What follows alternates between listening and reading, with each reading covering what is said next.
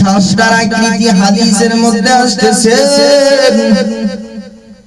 মাথার মধ্যে চুল নাই, টাকওয়ালা সাপ। মাথার মধ্যে চুল নাই, টাকওয়ালা সাপ, অর্থাৎ অত্যন্ত বিষধর সাপ। হাদিসের মধ্যে আসতেছেন ব্যাখ্যায়, ওই সাপ যদি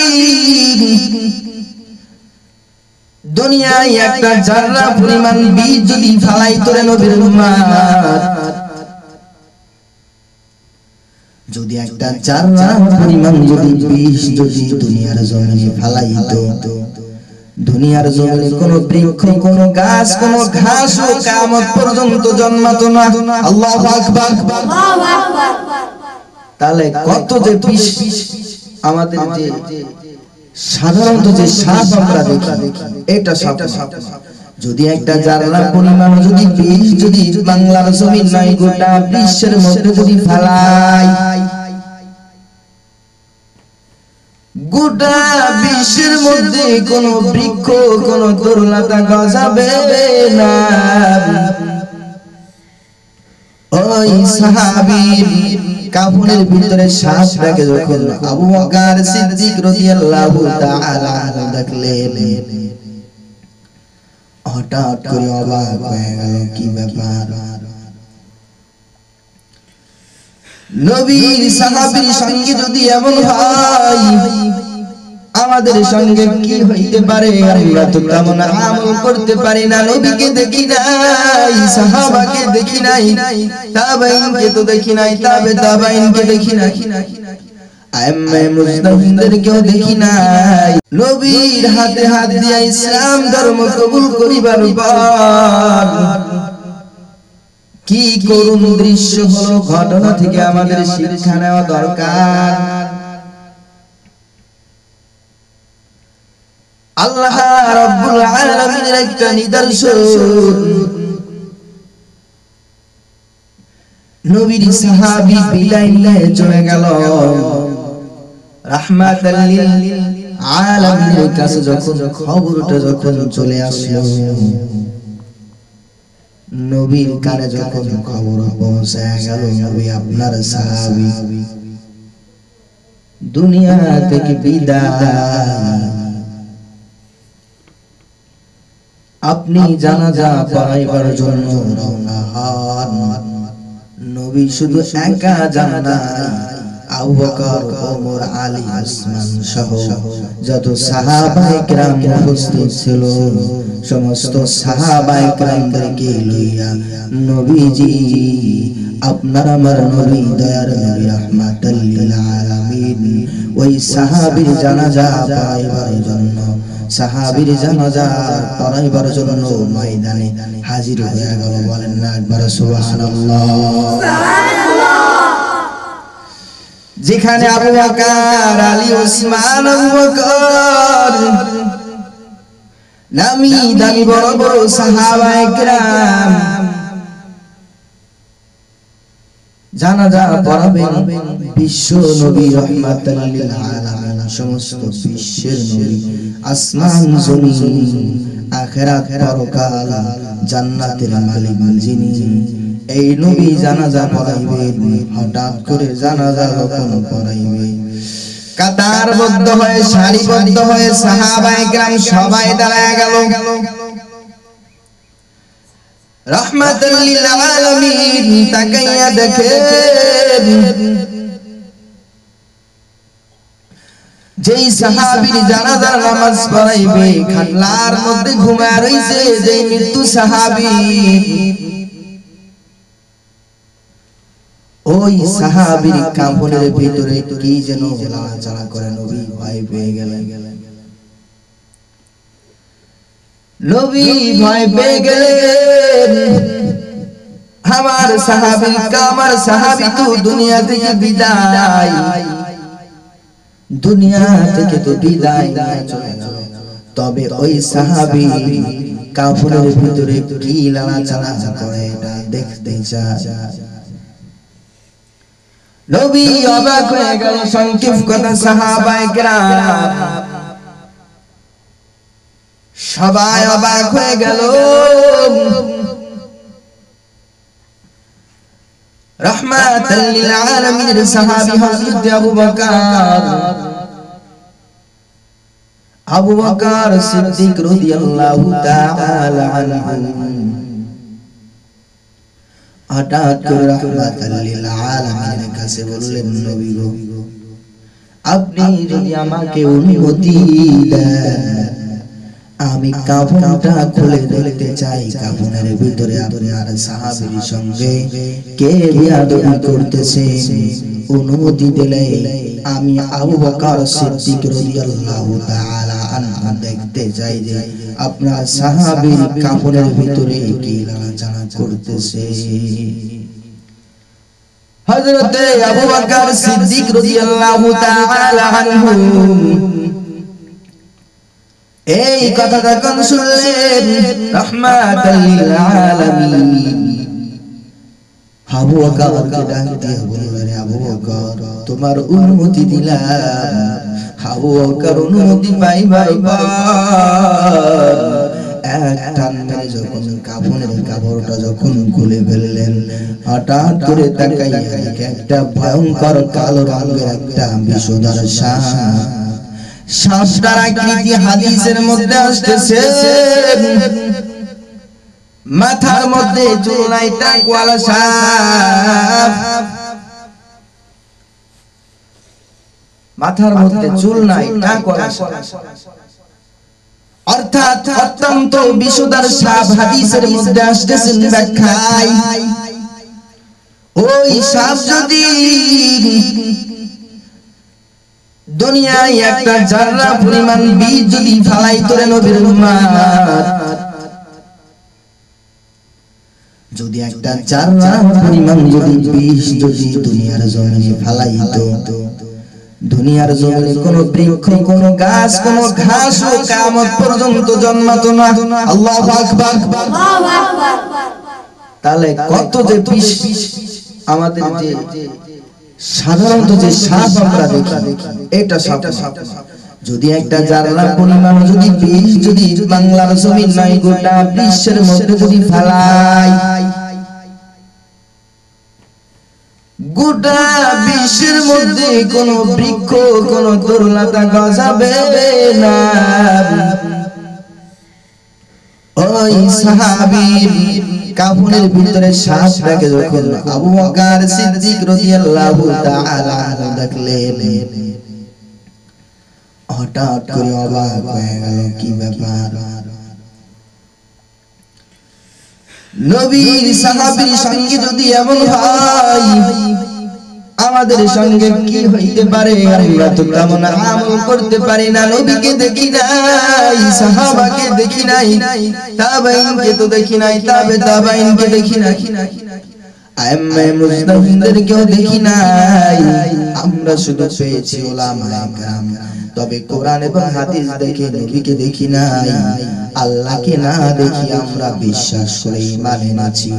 মুসলমান নবীর উম্মতের দল, ও আল্লাহর গোলাম, কথাগুলো ভালো করে বোঝার চেষ্টা করবে, অন্তরের কান খুলে শুনে নাও। রাহমাতাল লিল আলামিনের সাহাবী অবাক হয়ে গেল। আবু বকর, শুধু আবু বকর নয়, শত শত সাহাবায়ে কেরাম অবাক হয়ে গেছে। কি ব্যাপার? নবী যেখানে জীবিত আছে, এখনো মৃত্যুবরণ করে নাই, নবীর সাহাবীর লাশের ভিতরে কেন সাপ? আবু বকর যখন দেখলেন, শুধু সাপ দেখে ক্ষান্ত নয়, সাপটাকে আবার দেখতেছেন। নবীর সাহাবী, যেই সাহাবী মৃত্যুবরণ করেছে, ওই সাহাবীর বুক মন্ডল ফুটো করে কলিজাটা বাহির করে চাবাইয়া খাইতেছে। এটাও দেখি অবাক হয়ে গেল, কি ব্যাপার? নবীর সাহাবীর সঙ্গে যদি এমন আচরণ হয়, আমাদের সঙ্গে কেমন আচরণ হইতে পারে রে নবীর উম্মত। এবার আবু বকর সিদ্দিক রাদিয়াল্লাহু তাআলা আনহু দেখার পর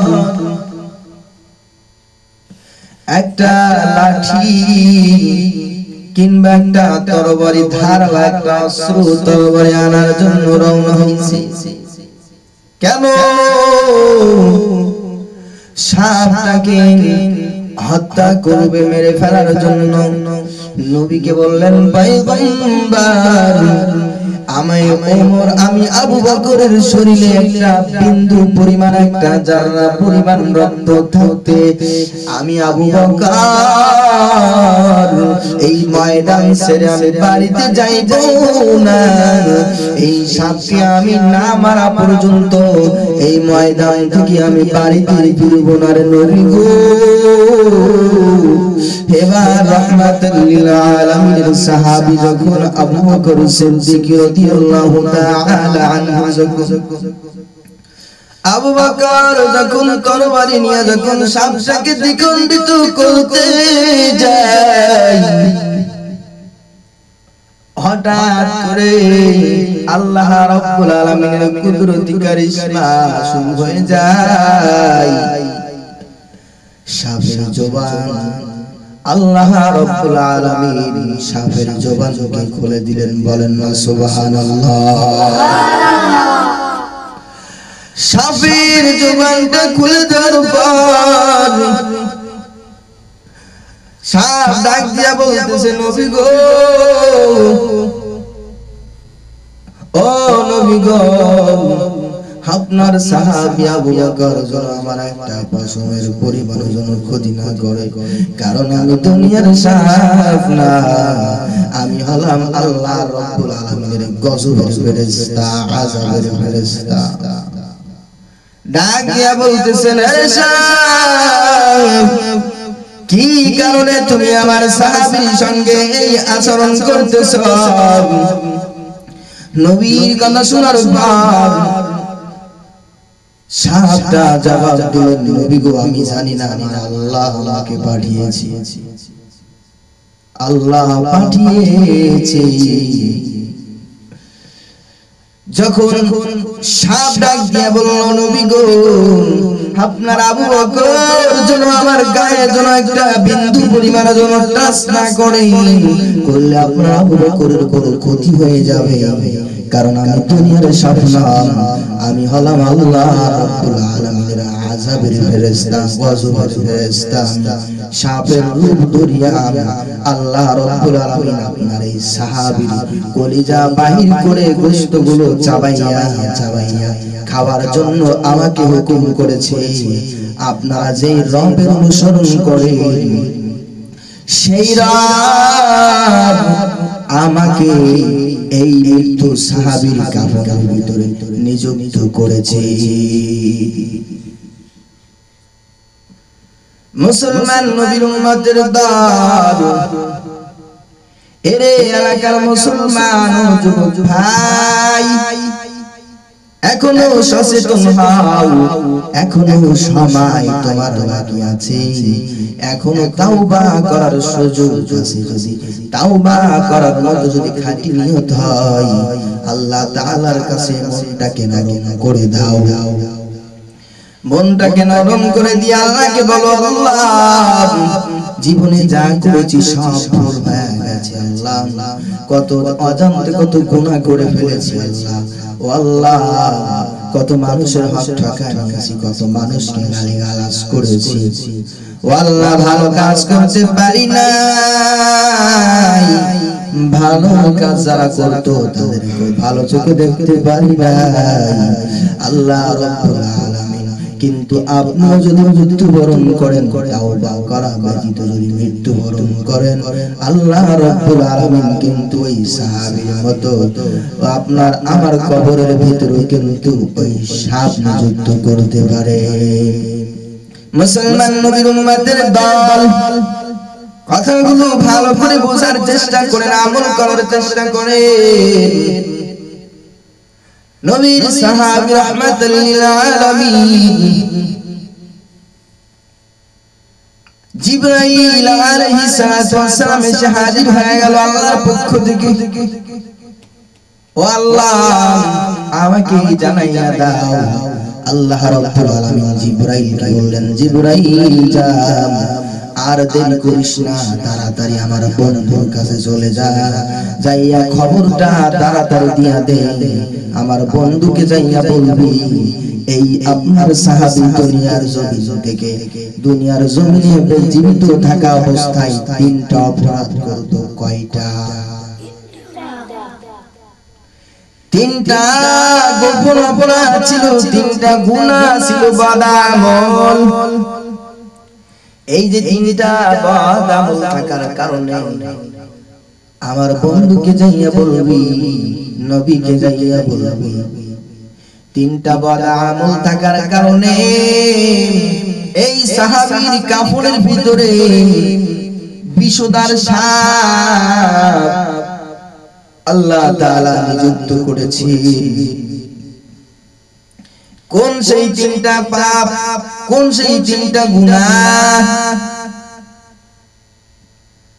এরে নবীর উম্মতের দল, এই গুনাহ তিনটা যদি আমাদের ভিতরে থেকে থাকে, আল্লাহর রাস্তায় এই তিনটা গুনাহ থেকে আমরা সকলে ফিরে আসব, তাওবা করব। আল্লাহ জীবনে আর এই তিনটা গুনাহের ধারে কাছেও যাইব না।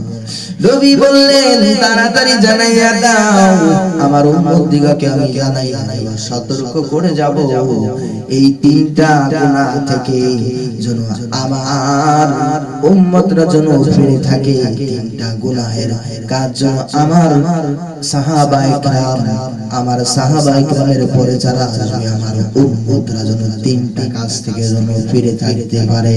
সঙ্গে সঙ্গে জিবরাইল আলাইহিস সালাম আল্লাহ তাআলার পক্ষ থেকে ওহী নিয়ে এসে আল্লাহ রাব্বুল আলামিনের পক্ষ থেকে নবীর কাছে সুন্দর করে সবগুলো তিনটা কি কারণ ব্যাখ্যা করে বুঝাইয়া দিলেন।